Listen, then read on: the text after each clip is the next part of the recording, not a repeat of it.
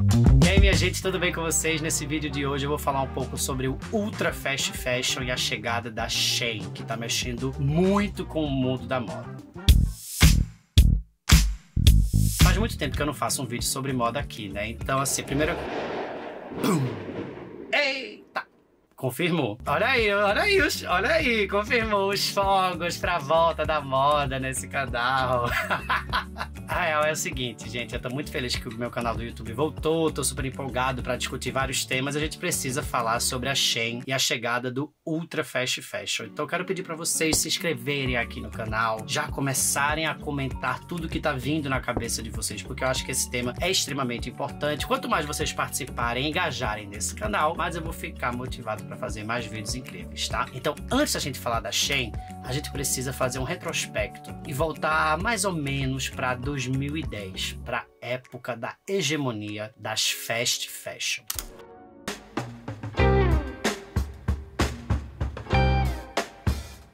Vamos fazer um exercício aqui do começo dos anos 2000 e dos anos 2010, né? A gente estava vivendo aquela cultura do filme O Diabo Veste Prada. And it's sort of comical how you think that you've made a choice that exempts you from the fashion industry when in fact you're wearing a sweater that was selected for you by the people in this room. A cultura das collabs com as fast fashions, então a H&M, a Zara, a Primark, a Forever 21, estavam aqui no Brasil a C&A, a Renner, a Riachuelo, crescendo muito no país inteiro, né? Cada vez mais a gente tendo pela primeira vez a classe média brasileira conseguindo comprar tendências a um valor mais acessível, né? Porque antes das fast fashions a gente não conseguia ter a tendência a um preço acessível no Brasil, então ela teve um papel extremamente democrático em conseguir traduzir rapidamente, entre aspas, o que era visto na passarela a um preço acessível para a classe média. E foi também um momento muito importante que foi a chegada dos blogueiros e das blogueiras de moda, não só no Brasil, no mundo inteiro. Foi um momento de democratização completa da informação de moda, o momento do diário pessoal, das pessoas falando do que elas gostavam de comprar, como elas gostavam de usar. O mercado se remexeu completamente, isso causou uma grande transformação em muitos níveis, no jornalismo também, e também tudo isso tem consequências positivas, e a consequência talvez negativa disso foi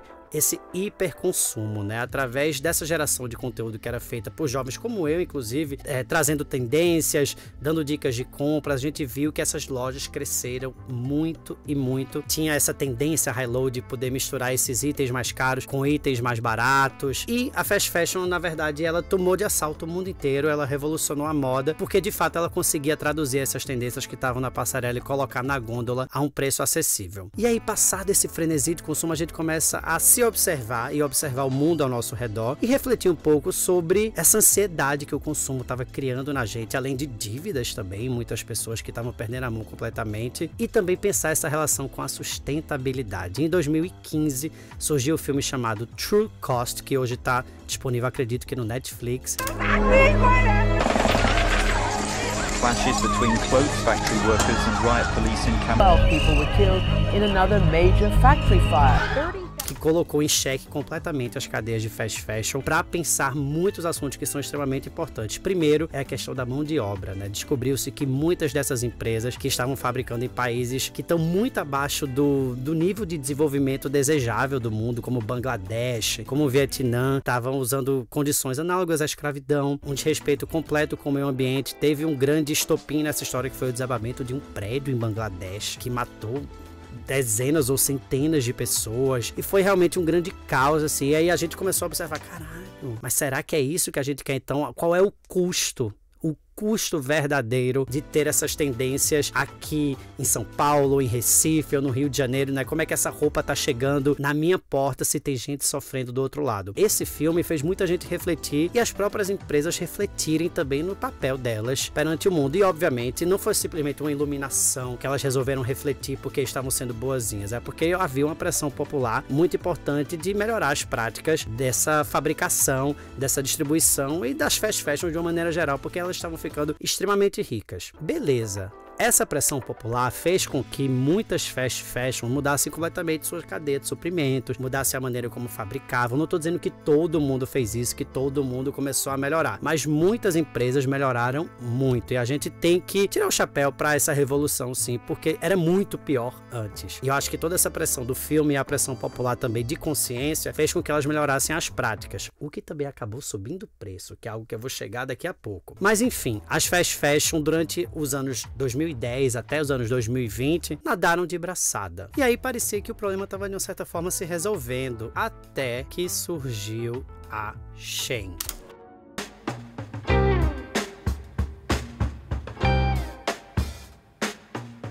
Tem gente que chama Shein, tem gente que chama Shein, tem gente que chama Shein, americano, né? Eu vou chamar de Shein. Eu sou brasileiro, eu leio Shein, então vou falar que é Shein. Gente, o que aconteceu? A Shein é uma empresa de moda tão veloz que ela não pode nem ser chamada de fast fashion, né? Quando o nome fast fashion foi criado, era porque em cerca de 3 a 6 meses, uma tendência que era desfilada numa passarela em Paris ou em Milão, ela chegava nesse período na gôndola de uma fast fashion, né? Então isso era um movimento muito rápido, porque se você for ver um estilista pequeno, ele não consegue fazer isso com essa agilidade, porque não tem essas centenas e milhares de pessoas trabalhando no mundo inteiro. Só que a Shein, ela faz isso em questão de dias, em questão de semanas no máximo, e faz uma roupa que é extremamente barata. Tem peça de $3, tem peça de $5, tem peça de $10. É muito barato, assim. Então a primeira coisa que a gente tem que pensar é assim, nossa, gente, se essa roupa tá tão barata assim, que a gente começa a entrar naquele frenesi de consumo, de querer comprar, porque tipo, parece uma oportunidade imperdível, afinal de contas é tão barato assim. Quem será que tá pagando essa conta, né? Com certeza, a gente já teve essa educação anterior daquele documentário True Cost, a gente não precisa nem estudar profundamente para saber que tem alguma coisa errada nesse rolê, né? E aí a gente precisa também ressaltar o crescimento dos últimos anos da década de 2010, de 2016 em diante, 17, 18, 19, 20, 21, 22, contando a pandemia de Covid-19 no meio disso tudo, que é essa grande aceleração e esse grande crescimento mais ainda dos criadores de conteúdo, que de alguma maneira precisam, entre aspas, estar sempre com roupas novas o tempo inteiro para ir criando looks ou para dar dicas de moda. Enfim, a gente tem um deslocamento muito importante. É interessante a gente pensar isso porque muitas vezes a roupa que a gente está usando, a gente não está nem encontrando outras pessoas com aquela roupa. É uma roupa que se usa para se gravar conteúdo nas redes sociais. É óbvio que isso tem se transformado cada vez mais numa profissão. Criou-se de alguma maneira essa demanda por ter sempre roupas novas. Óbvio que existem recortes, né, gente? Tem gente que faz esse tipo de conteúdo que tá sempre trocando de roupa. Tem gente que não tá nada a ver com isso, que tá falando de outras coisas. Mas eu tô falando especificamente também porque eu acho que a soma de tudo isso é a soma do sucesso da Shein. É uma roupa que é muito barata, é uma roupa que é muito atualizada, é uma necessidade da geração Z de estar sempre trocando de roupa e fazendo conteúdos com roupas diferentes e muitas vezes conteúdos sobre a própria roupa, né? A gente der uma pesquisa no TikTok e tem um monte de gente falando assim, olha que roupa, olha o que eu comprei na Shein, isso aqui foi muito barato, compre você também, tudo mais. É muito louco porque de alguma maneira, no inconsciente, as pessoas acharam que a geração Z fosse ser a responsável por salvar o mundo e na verdade a gente não pode dar essa responsabilidade para a geração Z, porque, por exemplo, eu sou geração Y, não salvei o mundo por nenhuma, né? A geração X colocou isso sobre mim, eu não salvei nada. Aí eu que sou geração Y, vou colocar isso na geração Z? Não vou. Quem é geração Z vai colocar isso na geração Alpha? Não pode também. A gente não pode responsabilizar ninguém, mas a gente tá mais aqui analisando qual é o comportamento dominante de quem tem esse acesso, quem tem dinheiro, quem tem condições de ficar comprando essa roupa, né? Como é que funciona esse comportamento de consumo? E é assim que funciona. É um consumo que é bastante excessivo, é um consumo... E, assim, muita gente de muitas gerações compra Shein também, tá? Então a gente não pode só colocar a conta na geração Z de jeito nenhum. E outra coisa, assim, mas eu acho que é muito paradoxal o surgimento de uma pessoa como Greta Thunberg, por exemplo, que virou um ícone da geração Z, que advoga pelo meio ambiente, pela sustentabilidade, que vai nas conferências da ONU e peita aquela cambada de macho hétero branco que tá destruindo o mundo e ela é foda, eu adoro a Greta Thunberg. Ao mesmo tempo que a gente tem ela, a gente tem toda uma geração que tá ali no TikTok consumindo e gerando esse tipo de desejo que realmente não tá nem aí pra essas questões, sabe? Isso é algo que impulsiona muito a Shein e isso tudo, na verdade, é um sintoma desse mundo que tem tantos caminhos pra galera mais jovem e que o tempo inteiro a gente vê essa galera mais jovem tendo como ícones pessoas pessoas que estão ficando famosas nas redes sociais. Então, como é que você não se seduz por isso, sabe? Eu falo isso sem julgamento nenhum, gente, porque o mundo do trabalho hoje, para quem é muito jovem, é tão precarizado, é tão difícil conseguir uma oportunidade, são tantos estímulos que acaba todo mundo meio que querendo se transformar numa celebridade na rede social. E a moda...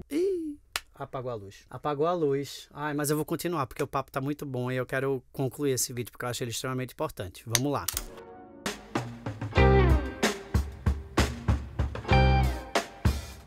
E eu decidi ter esse papo aqui, principalmente porque eu fui numa loja dessas que é ultra baratas, quando eu tava em Barcelona, chamada Primark. Coloquei o vídeo na minha rede social e isso gerou um puta debate, assim, porque tava todo mundo falando assim, não é só uma coisa da geração Z, é de todo mundo, porque tá todo mundo vivendo uma inflação global, com poder de compra extremamente reduzido, né? O que você comprava 3 anos atrás, você chegava com 100 reais para comprar no mercado, você conseguia comprar X, hoje em dia você consegue comprar 1/3 daquilo, sabe? Então é óbvio que as pessoas estão querendo, continuam com esse desejo de se vestir bem, continuam com o desejo de consumir, e se existe uma loja que está atendendo a essa demanda, as pessoas acabam intuitivamente comprando, porque é um mecanismo muito simples psicológico, sabe? E além de tudo, tem uma coisa que é muito importante que a Shein trouxe para o mercado, que muita gente estava negligenciando esse tempo todo. Isso é uma luta coletiva de todo mundo que participa ativamente da discussão sobre moda, que é gordofobia, que é a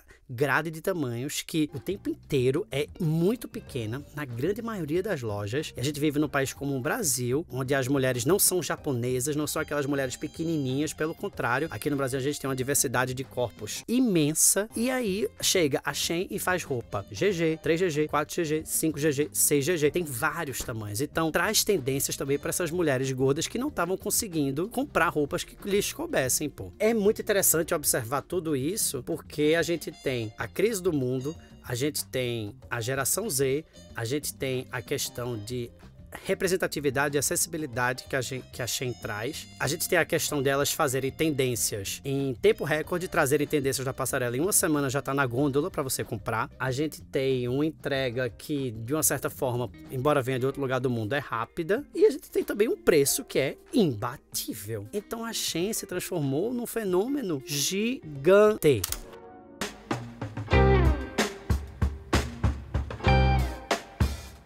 Enfim, vamos falar desses números que são realmente impressionantes. Hoje a Shein entrega para 150 países no mundo. É a terceira startup que mais está valendo no mundo. Tem um monte de gente querendo comprar a Shein. É o aplicativo mais baixado da App Store, dessas lojas de baixar aplicativo, muito mais inclusive do que o próprio Amazon do Jeff Bezos, ou seja, já está numa briga de cachorro grande. O faturamento é de 88 bilhões de reais por ano. Se fosse uma empresa brasileira, estaria entre as top 10 empresas do Brasil, uma coisa assim, Petrobras. Entendesse? Então assim, essa empresa tá valendo muito dinheiro. E aí é óbvio que tá todo mundo também questionando as práticas, porque para uma empresa conseguir fazer tanta roupa com um preço tão barato, aniquila muita gente do mercado. Isso gera uma revolta muito importante também. É muito importante também a gente sempre manter, de alguma maneira, esse senso crítico, né, de pensar o nosso consumo. Obviamente, quem tem condição de pensar esse consumo, eu não julgo de maneira nenhuma quem tá comprando Shein. Esse julgamento moral, prepotente, ético, de tipo assim, você não está respeitando o meio ambiente. Velho, a situação do mundo é extremamente difícil, com inclusive toda essa recessão, com toda essa inflação e a gente sendo bombardeado para consumir o tempo inteiro. Muita gente vai comprar roupa e não vai pensar em sustentabilidade, porque acaba não sendo uma pauta prioritária para muita gente que tá simplesmente se vendo refém dessa sociedade de consumo e quer se vestir bem, e muita gente que não consegue encontrar o seu próprio tamanho numa loja no seu país e precisa pedir uma roupa da China porque não tem no seu país uma roupa que ele veste, tá ligado? Então assim, tudo, como sempre, são muitas camadas, muitas camadas mesmo. Agora, o que é importante assim também da gente diagnosticar, enquanto pessoas que estão pensando moda, é que a Shein é uma empresa que não tem transparência. Não tem transparência, ninguém sabe como essas roupas são fabricadas, ninguém sabe se tem mão de obra escrava, ninguém sabe, porque eles não divulgam dados. Eles não divulgam método de fabricação, não é uma empresa X da China, o que muitos repórteres já tentaram investigar e nunca conseguiram. Não se sabe direito onde é a sede, não se sabe direito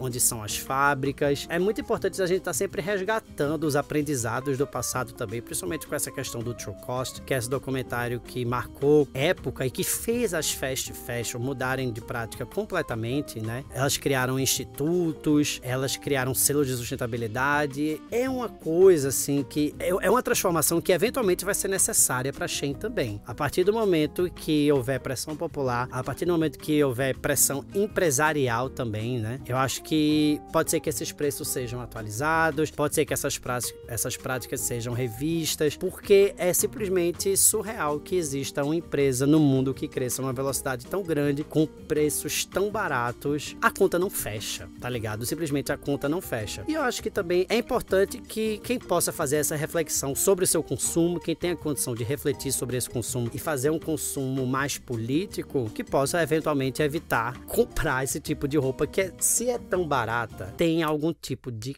coisa por trás. O nosso consumo eventualmente passa por essa camada política também de decisão, de apoiar determinadas posturas empresariais, determinadas posturas com o meio ambiente e posturas também que pode ser que tenha muita gente sofrendo em algum lado e que a gente ainda não tenha tido a possibilidade de provar, mas que se detecta, já se detecta também, sabe? E eu acho que esse crescimento da Shein, ele também traz pra gente uma reflexão que é algo que a gente sempre tem e que muitas vezes a vida corrida acaba distanciando a gente, mas é algo que a gente nunca pode se esquecer. Eu, obviamente, acerto e erro nesse processo o tempo inteiro. Em nenhum momento eu sou aqui o dono da verdade, tá, gente? Eu tô aqui só trazendo um monte de fatos, tentando costurar uma ideia pra gente pensar. Mas a gente precisa pensar sobre o nosso excesso de consumo, as nossas compras por impulso, que vazios são esses que a gente está tentando preencher com esse consumo desenfreado, onde a gente tem coisas que não cabem nem mais no nosso guarda-roupa. A gente precisa o tempo inteiro tá comprando, sabe? É algo que eu acho muito importante a gente ponderar, porque a Shein, de fato, é um convite pro hiperconsumo, né? Quando a gente vê uma coisa assim, 3, 5, 10, o nosso cérebro faz uma conta que a gente está ganhando um benefício, né? E muitas vezes a gente não está ganhando nada, a gente está só gastando, comprando um monte de coisa que a gente não precisa. Então vamos sempre também tentar aterrar, botar o pé no chão e tentar fazer esse tipo de escolha mais consciente, sabe? Espero que vocês tenham gostado desse vídeo. Essas foram as minhas palavras sobre a Shein, sobre o Ultra Fast Fashion, sobre esse movimento imenso que está rolando no mundo da moda. Eu queria saber a opinião de vocês também. Então escreve aqui nos comentários e a gente se vê no próximo vídeo. Beijo, tchau!